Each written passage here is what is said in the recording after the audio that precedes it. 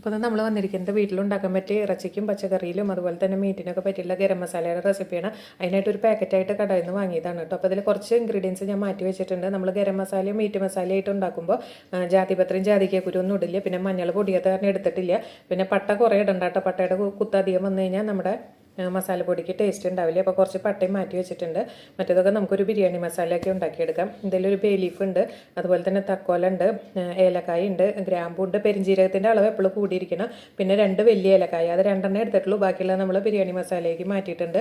അതിൻ്റെ കുത്ത് അധികം വന്നാൽ നന്നായിരിക്കില്ല കേട്ടോ. കൂടുതൽ നിൽക്കേണ്ടത് പെരിഞ്ജീരകം കുരുമുളകൊക്കെയാണ്.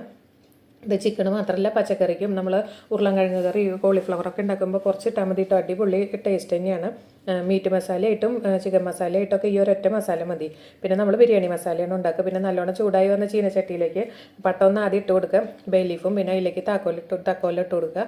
കുറച്ച് നേരം ആക്കേണ്ട ആവശ്യമില്ല. ഗ്യാസ് ഓഫ് ചെയ്ത് കൊടുത്തിട്ടുണ്ട്. ഒന്ന് ചൂടായി കഴിഞ്ഞാൽ നമുക്ക് ഇതിൽ നിന്ന് മാറ്റാം. നമ്മുടെ ശുദ്ധമായ ഗരം മസാലപ്പൊടി ഇവിടെ റെഡി ആയിട്ടുണ്ട്. അപ്പോൾ എല്ലാവരും ഇതൊന്ന് തീർച്ചയായിട്ടും ട്രൈ ചെയ്ത് നോക്കുക കേട്ടോ. നല്ല ഫ്ലേവർ തന്നെയാണ്. അപ്പോൾ ഇങ്ങനത്തെ വ്യത്യസ്തങ്ങളായ വീഡിയോ ആയിട്ട് ചൈനീസ് കിച്ചൻ വരുന്നതാണ്. താങ്ക്